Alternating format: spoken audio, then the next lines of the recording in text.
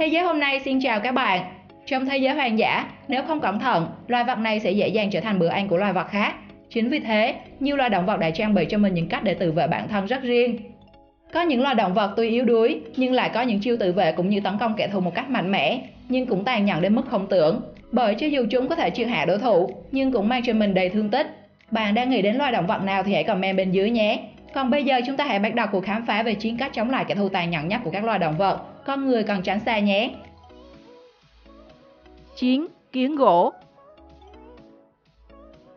Mở đầu danh sách này chính là kiến gỗ. Loài kiến này thường làm tổ gần các thân cây, đá, vỉa hè, hàng rào hoặc móng nhà. Đa số loài kiến này thường đùng đất lên tạo thành ụ. Thỉnh thoảng người ta hay nhầm các ụ đất này do kiến lửa tạo nên. So với loài kiến lửa cực kỳ hung hãn thì kiến gỗ tương đối hiền lành. Kiến gỗ không cánh, nhưng cái gì cũng có giới hạn của nó. Khác với phần đông các loài kiến, kiến gỗ có cách thức tấn công kẻ thù hết sức độc đáo. Tức là thay vì cánh, kiến gỗ sẽ bắn axit formic. Dung dịch axit của kiến gỗ có thể gây đau đớn cho nạn nhân. Nếu chẳng may bị loài kiến này tấn công, tốt hơn hết là bạn nên nghe theo lời khuyên của bác sĩ. Và để tránh chạm trán với chúng, thì bạn nên cẩn thận khi thực hiện các hoạt động dọn dẹp nhà cửa, hay bất kỳ việc gì có liên quan đến các ụ kiến.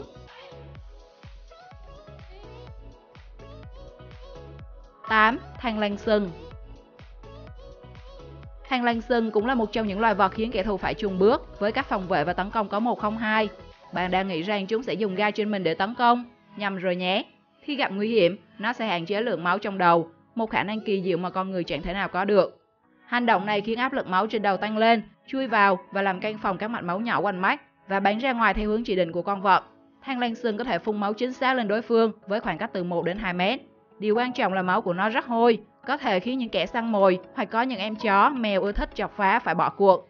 Dù vậy, lợi thế không phải là điều gì tốt lành để loài người ao ước, bởi sau mỗi lần thực hiện hành động phun máu như vậy, con thằn lằn sừng sẽ bị mất tới 1/3 máu trong cơ thể. Đây có thể coi là tuyệt chiêu cuối cùng để thằn lằn sừng có thể sống sót trước kẻ thù mạnh hơn mình.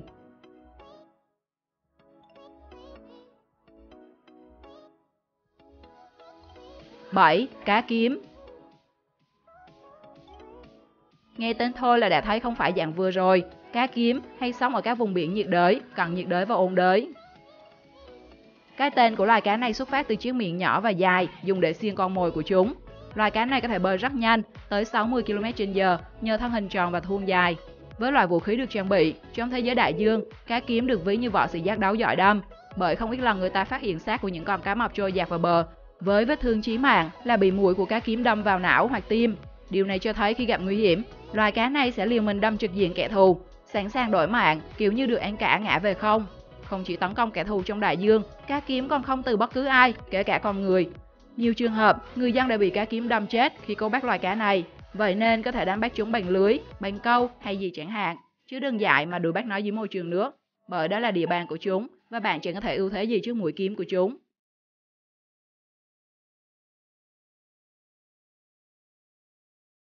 6. Rắn hổ.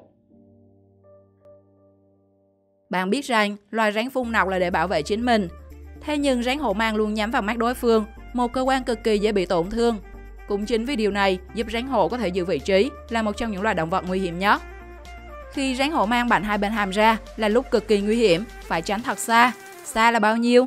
Xin thưa, với những chiếc răng nanh cấu tạo đặc biệt có lỗ nhỏ, con vật bò sát đáng sợ này có thể phun một lượng nọc độc xa đến gần 3 mét. Và mục tiêu tấn công của nó là mắt kẻ thù với độ chính xác gần như 100% nếu như ở khoảng cách từ 60 cm. Khi bị nọc rắn phun vào, giác mạc của bạn sẽ bị buốt thê thảm và nặng hơn nữa là sẽ bị mù. Đó là chưa kể nếu gần hơn, nó sẽ mổ để đưa nọc độc trực tiếp vào cơ thể đối phương. Nếu rơi vào tình huống này mà không chữa trị kịp thời, nạn nhân nhiều khi sẽ phải bỏ mạng.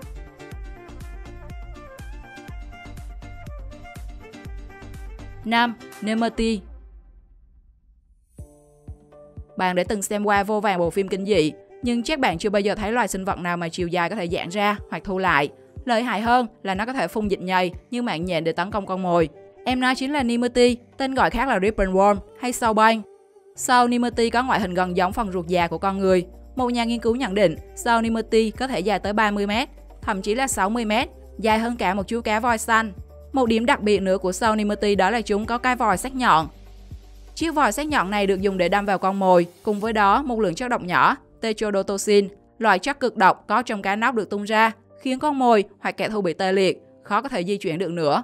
Lúc này, Serenity chỉ còn có việc là xử lý con mồi hoặc kẻ thù theo ý của mình.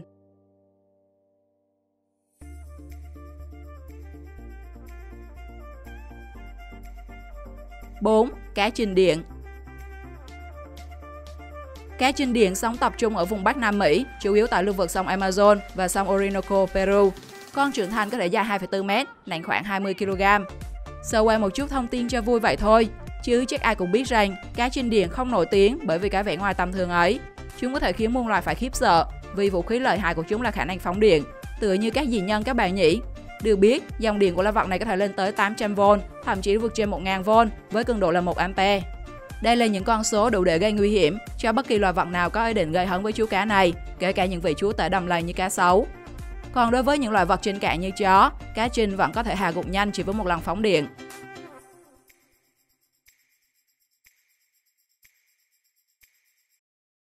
3. Ong.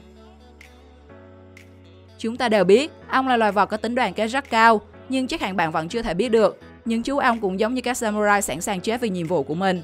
Trong tổ ong thì ong thợ sẽ có nhiệm vụ bảo vệ tổ, chống kẻ địch vào phá hoại tổ, ăn cướp mật. Trước cửa tổ ong luôn luôn có một số ong thợ gác cửa.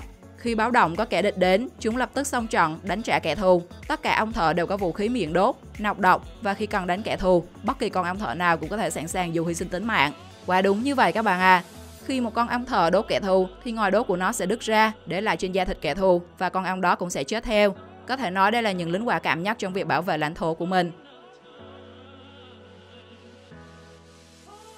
2. Cá mòi. Có bạn nào khoái khẩu món cá mòi nhẹ miệng không? Vậy liệu mà các bạn có biết cách mà loài cá này sử dụng để chống lại những kẻ thù to lớn hơn mình dưới đại dương? Vì có kích thước nhỏ bé, cũng không có nọc độc để bảo vệ chính mình, nên khi gặp kẻ thù hay chướng ngại vật, những con cá mòi nhanh chóng hợp lại biến hình và tạo ra những cảnh tượng kỳ vĩ để chống lại những loài cá lớn như cá mập, cá heo, cá voi hay chim ó bao quanh. Đàn cá mòi kết thành khối cầu khổng lồ trải dài có thể lên đến 15 km, rộng 3,5 km và dày tới 40 m. Chúng cuồn cuộn lao đi với số lượng hàng chục triệu con.